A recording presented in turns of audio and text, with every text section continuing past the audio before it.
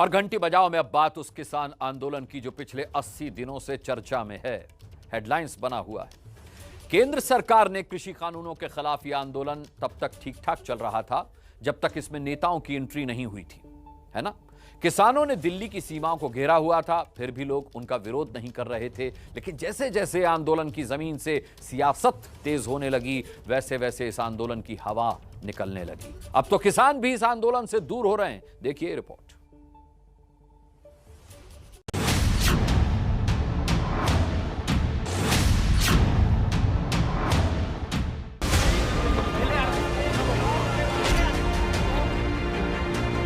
हम जाएंगे, बंगाल में भी जाएंगे। ये बीजेपी वाले हारेंगे तभी तो हमारा आंदोलन जीतेगा। बंगाल में भी बड़ी मीटिंग होगी, वहां की भी सरकार कुछ तंग कर रही, किसानों को कुछ भारत सरकार तंग कर रही।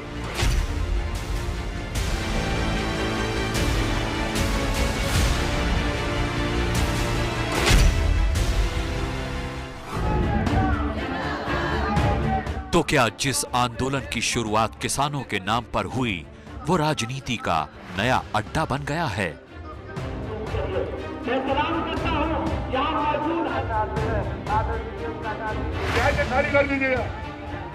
क्या आंदोलन की जमीन सियासत का अखाड़ा बन गई है? और क्या इसीलिए अब इस आंदोलन से दूर भागने लगे हैं किसान?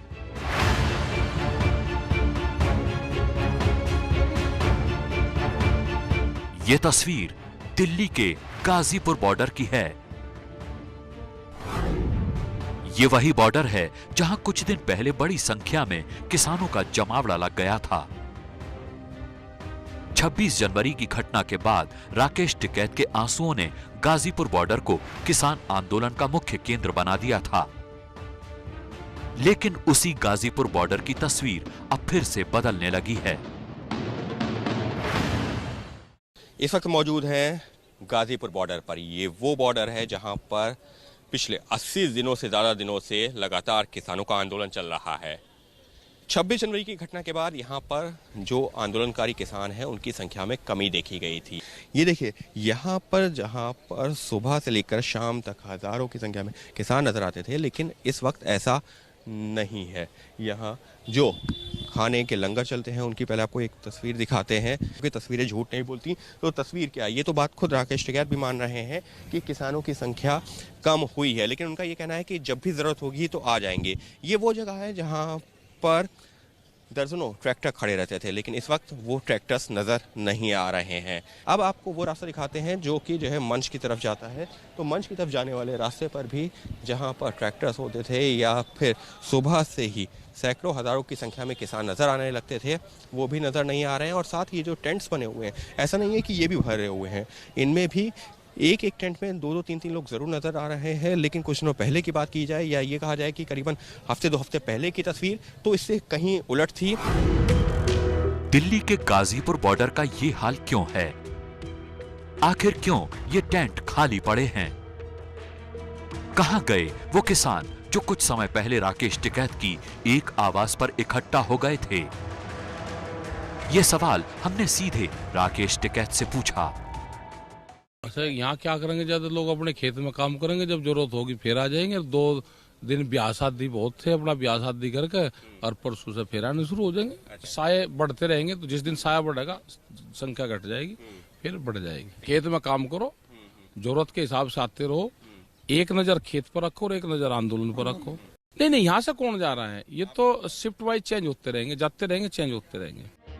तो राकेश टिकैत ये मानने को तैयार नहीं है कि उनकी अगुवाई में गाजीपुर बॉर्डर पर चल रहा आंदोलन कमजोर पड़ रहा है। आज वो ये दलील दे रहे हैं कि किसान अपनी खेती संभालने के लिए गांवों में लौट गए हैं, जबकि कुछ दिन पहले कहा जा रहा था कि जब तक कृषि कानून वापस नहीं होंगे तब तक किसान डटे रहेंगे। अब हालत ये है कि न किसान दिख रहे हैं न किसान नेता। ये मेन मंच है किसान एकता मोर्चा का मंच, जहां पर लगातार किसान नेता मौजूद रहते हैं और सामने सैकड़ों हज़ारों की संख्या में आंदोलनकारी। लेकिन इस वक्त जो तस्वीर है ये सुबह करीबन 11 बजे की तस्वीर है और वो तस्वीर कुछ अलग बयां कर रही है। अभी तक किसान नेता नज़र नहीं आ रहे हैं, वहीं जो आंदोलनकारी हैं वो भी नहीं दिख रहे हैं। और ये हाल सिर्फ गाजीपुर बॉर्डर का नहीं है।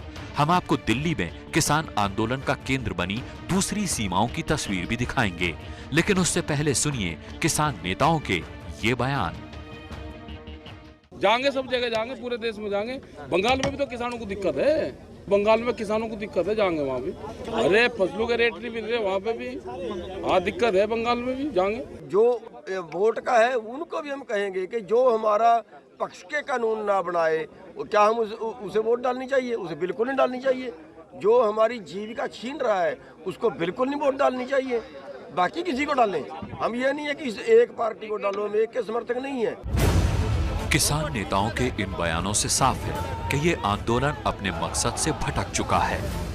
बंगाल चुनाव के पहले बंगाल में किसान पंचायत करने का मतलब है कि आंदोलन में राजनीति घुस चुकी है। इसी राजनीति का सबूत हैं ये तस्वीरें। कांग्रेस नेता प्रियंका गांधी किसानों के नाम पर पश्चिमी यूपी में जाट वोटों को साधने में लगी हैं। इसी तरह तमाम विपक्षी पार्टियों के नेता किसान महापंचायतों में शामिल हो रहे हैं। सबका मकसद एक है, किसानों से हमदर्दी दिखाकर अपनी सियासी जमीन को मजबूत करना। उनको रोक के पंचायत ना करें, सरकार उन पर बैन लगावे, न जाने दो उनको। दिल्ली से क्यों निकलने दे रहे हैं उनको? देश में इमरजेंसी लगी क्या कि कोई पंचायत अपनी कर ही नहीं सकता? ऐसा तो नहीं लगा हमें। पिछले कुछ दिनों में पश्चिमी यूपी से लेकर हरियाणा और पंजाब के कई शहरों में किसान महापंचायतों का आयोजन हुआ। राकेश टिकैत का कहना है कि अब देश भर में ऐसी पंचायतें होंगी। वहीं संयुक्त किसान मोर्चा के नेताओं ने कल ऐलान किया कि अब वो पंजाब में कोई महापंचायत नहीं करेंगे और एक बार फिर से दिल्ली की सीमाओं को आंदोलन का केंद्र बनाया जाएगा। ਲੋਕਾਂ ਨੂੰ ਇਹੀ ਬੇਨਤੀ ਆ ਕਿ ਸਾਡਾ ਜਿਹੜੇ ਮੁੱਖ ਮੋਰਚੇ ਹੈਗੇ ਇੱਥੇ ਵੱਡੀ ਗਿਣਤੀ 'ਚ ਪਹੁੰਚੋ। ਸਰਦਾਰ ਬੂਟਾ ਸਿੰਘ ਜੀ ਨੇ ਜਿਹੜੀ ਗੱਲ ਕਹੀ ਹੈ ਕਿ ਹੁਣ ਆਪਾਂ ਪੱਖਿਆਂ ਦਾ ਜਨਰੇਟਰਾਂ ਦਾ ਪਾਣੀ ਦਾ ਇਹ ਸਾਰੀਆਂ ਦਾ ਅਸੀਂ ਪ੍ਰਬੰਧ ਕਰਨ ਵਾਲੇ ਪਾਸੇ ਲੱਗ ਗਏ ਆ। ਇਸ ਪਾਸੇ ਜੁੜ ਜਾਈਏ। ਲੜਾਈ ਜਿਹੜੀ ਹੈਗੀ ਆ ਲੰਬੀ ਆ ਤੇ ਕੇਂਦਰ ਲੜਾਈ ਦੇ ਸਾਡੇ ਸਿੰਘੂ ਟਿੱਕਰੀ गाजीपुर ਇਹ रहने चाहिए ਤੇ ਵੱਡੀ ਗਿਣਤੀ 'ਚ ਮੋਰਚੇ ਮਜ਼ਬੂਤ ਕਰੋ। संयुक्त किसान मोर्चे के इस ऐलान से साफ है कि उन्हें भी अब इस आंदोलन की जमीन खिसकती नजर आ रही है। सिंधु बॉर्डर और गाजीपुर बॉर्डर की इन दोनों तस्वीरों से ये बात साफ हो जाती है कि आंदोलन पर राजनीति का खासा असर पड़ रहा है। 26 जनवरी के बाद से गाजीपुर बॉर्डर राजनीति का केंद्र बना, इसीलिए वहां किसानों की संख्या घटने लगी। जबकि सिंधु और टिकरी बॉर्डर पर 80 दिनों से डटे किसान अभी भी आंदोलन को जिंदा रखे हैं। मध्य प्रदेश के सीधी में हुई बस दुर्घटना ने एक बार फिर उस सिस्टम की पोल खोल दी है जो तमाम नियमों की अनदेखी करके लोगों की जान से खिलवाड़ करता है। जिस हादसे में 50 से ज्यादा लोगों की जान चली गई, क्या उस हादसे को रोका जा सकता था? देखिए घंटी बजाओ की रिपोर्ट।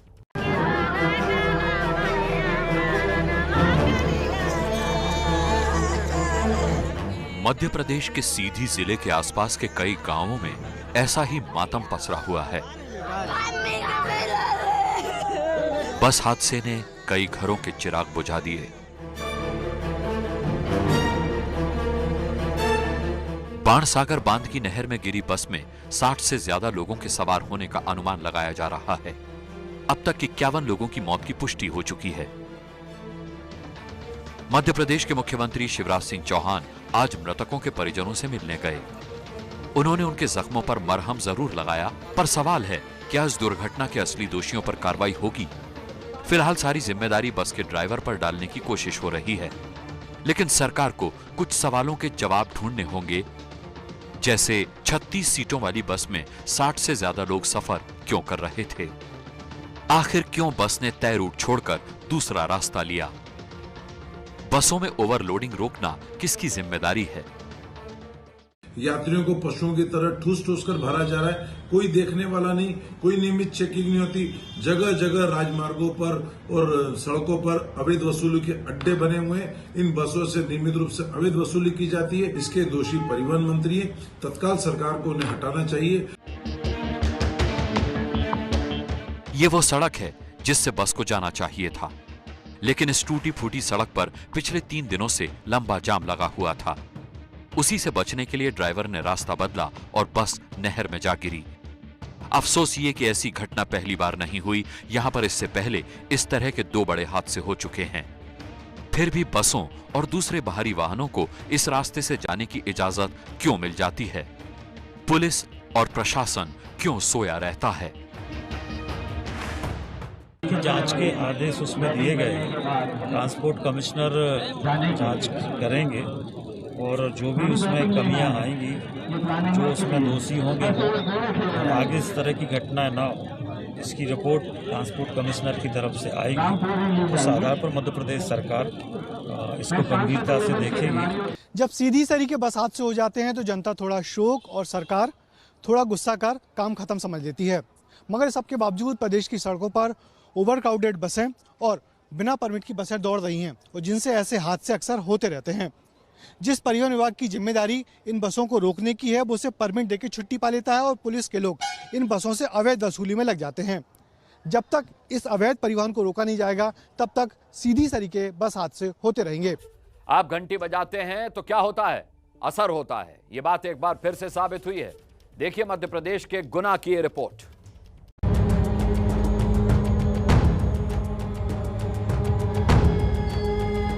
ये तस्वीर है गुना के एक हेल्थ सेंटर की, जहां अचानक से स्वास्थ्य विभाग सक्रिय हो गया है और ये असर है घंटी बजाओ की उस खबर का जो हमने कुछ दिनों पहले दिखाई थी। ये है गुना जिले के कलोरा गांव के उप स्वास्थ्य केंद्र का हाल।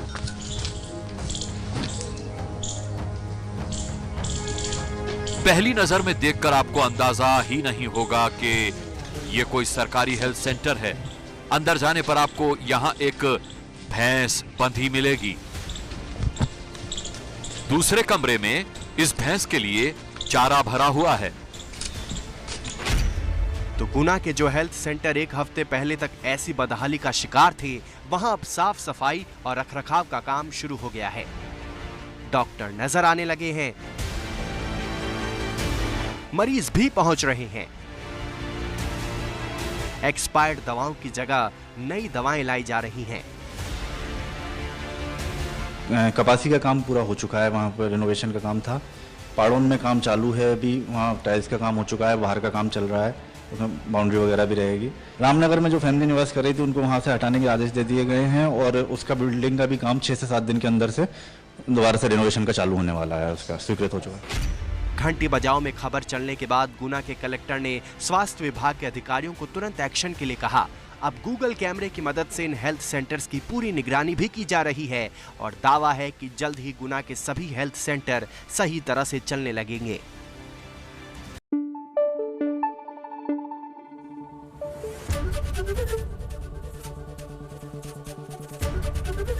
एबीपी न्यूज आपको रखे आगे।